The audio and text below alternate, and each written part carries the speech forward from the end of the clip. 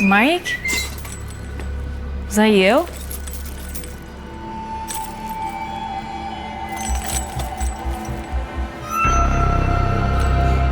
As Mickey Mouse recently entered into the public domain, at least in his Steamboat Willie iteration, it was just a question of time until a horror movie was popping up. A fate that also recently befell Winnie the Pooh with Blood and Honey. So here comes The Mousetrap, a slasher movie with the iconic rodent as the killer. Is it a cheap cash grab? Is it entertaining? Does it even make any sense? Hi there, it's Micha. Join me for this review if you like to find out.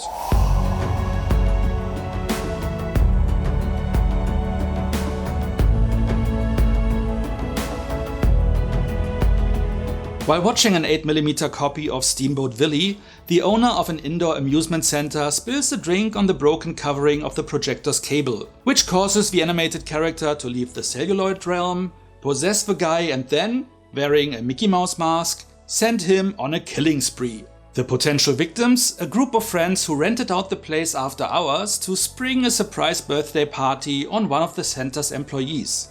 Now they are all locked in with this bloodlusting creature, which on top of it all is able to teleport, making it virtually impossible to corner it and hence fighting it. Will they find a way to stop the monster mouse, or are they all doomed to die by the hand of one of the world's most beloved characters?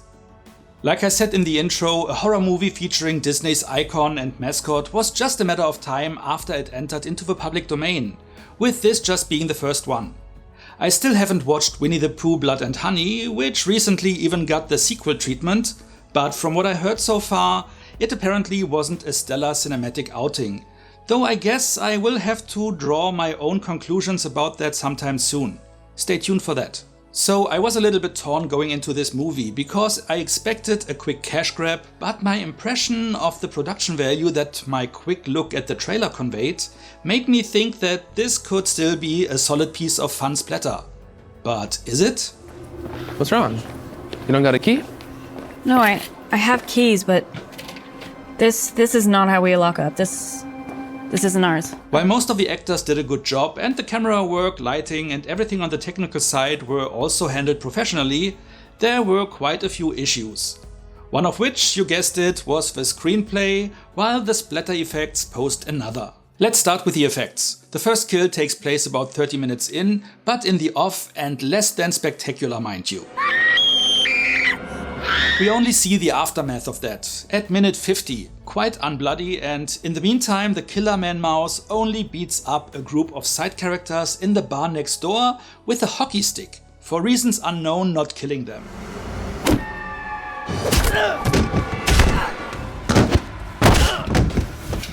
After one or two more kills off screen, the first blood is spilled on camera about 1 hour in, and all kills that follow that are kinda bloody. And the effects actually not even executed that badly.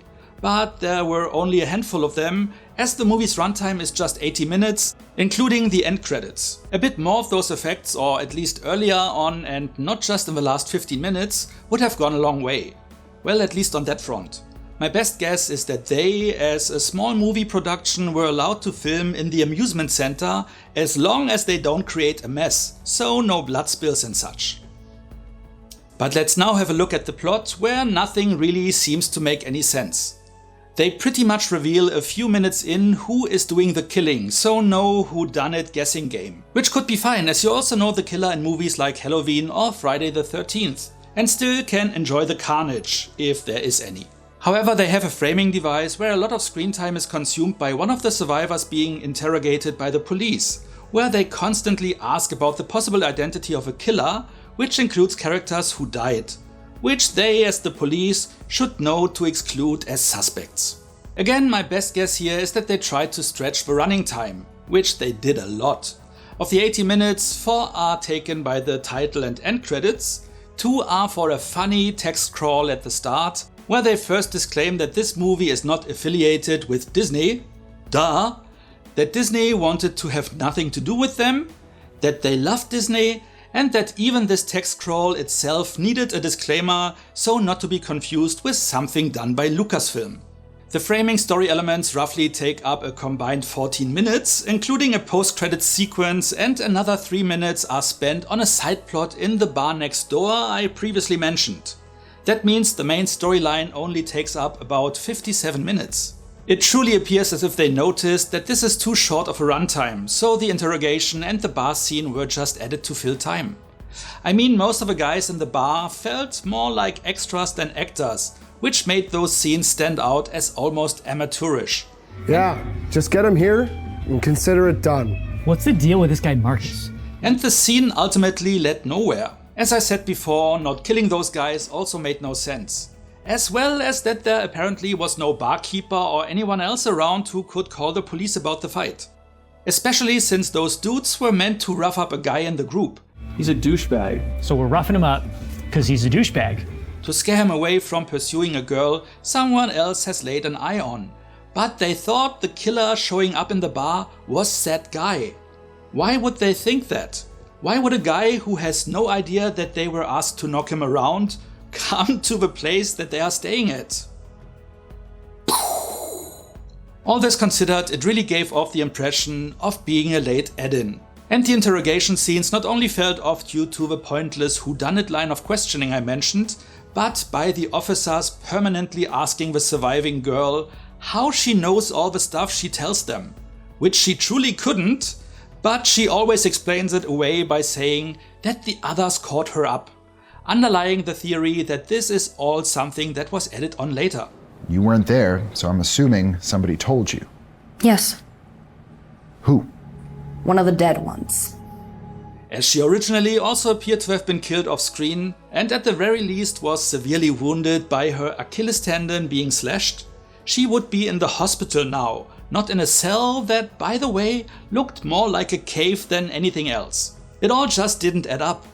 The only thing adding up was the notion that this is part of the overall effort of stretching the movie with fillers filmed after the fact. At least they used the post-credit scene to try to explain a plot point from the main story towards the end that also didn't make any sense. Though this new twist on its own didn't make much sense either. But there is more, especially around the behavior of the group. For instance, the lead character encountered Mickey while he barricades the fire exits, close to the start of a movie, and while fleeing from his menacing appearance, she runs into her friends who surprised her. At that point she just assumed Mickey to be part of a group, not wondering about the chains on the door or even mentioning it to anyone for the first half hour. And thinking about it, how did the group get in? Did she leave the doors unlocked the whole time? That would be crazy. Also, some of the survivors quickly embraced the idea that the killer can teleport, even before seeing it themselves for a totally logical reason. A guy dressed as Mickey Mouse is killing us. Teleportation is still very much on the table. Which I guess should suggest that something supernatural is at play, but just 3 minutes later they accuse one of the group to be behind it. I guess teleporting is a skill they assume the guy has. Okay. And I didn't even mention yet that those guys never bothered to look for the rest of their friends, who were still unaware of the killings, allowing them to be picked off one by one. I guess some of those plot points they tried to address with meta-humor in the interrogation scenes. It sure sounds like a really bad 90s film. I wasn't alive in the 90s. Know your audience. Then get to the good part. Likely meant to try to turn this into cheesy fun, but it didn't really land that way. And of course there was no explanation to either why Mickey possessed the owner of the center, nor why he was evil and set on killing. I could go on, but these are the main culprits, and I guess you catch my drift. One last call out though. If you have a killer possessed by the evil spirit of Mickey Mouse, why not try to emulate his voice? He just sported a generic evil whisper and giggle. You're not very good at hide and seek because I found you. Even though Mickey doesn't speak in Steamboat Willie, I can't imagine that his voice is protected to the point that even an attempt to copy it would constitute a copyright violation. But who knows? I guess you can never be too careful, especially when it is a given that the House of Mouse will scrutinize the shit out of your movie for obvious reasons. And with that being said, let's get to the rating. It seems to be quite obvious that the team behind the movie put too much confidence in the film's gimmick of using Mickey Mouse as the villain and put too little attention to the script. With a bit more focus on the main plot and how the characters react, this could have been a solid slasher flick, especially since the acting and technical aspects were strong enough to carry such a genre entry. With proper pacing and the effects not just presented in the last 15 minutes, but more evenly distributed over the entire runtime, it could have created some legitimate thrills. The interrogation framing device, however, not only didn't make sense, but interrupted the flow of the story, where the screenplay should have offered more, including more pages for the main plotline of the actual script. Without the acting efforts, I would have called this a waste of time. I still think this one can be skipped, but if you end up watching it, you may still find some things that entertain you, though you will likely not end up rewatching this one. For this reason, I think 3.5 out of 10 points is a good fit. If you need movies to make sense and characters to act natural, better skip it. If you can live with those issues or even get a kick out of it, you might wanna give it a go. What about you? Can you forgive plot issues if the actors are at least trying their best? How do you feel about the Mickey Mouse gimmick in general? Whatever you like to share, let me know in the comments. And if you enjoyed this video, feel free to like, share or subscribe. So much for now, see you next time, and thanks for watching. And that even this text scroll... crawl. Why would they think that? Especially since the acting and technical aspects were strong enough to carry such a genre entry. One of the survivors being interrogated by the police? Interrogated...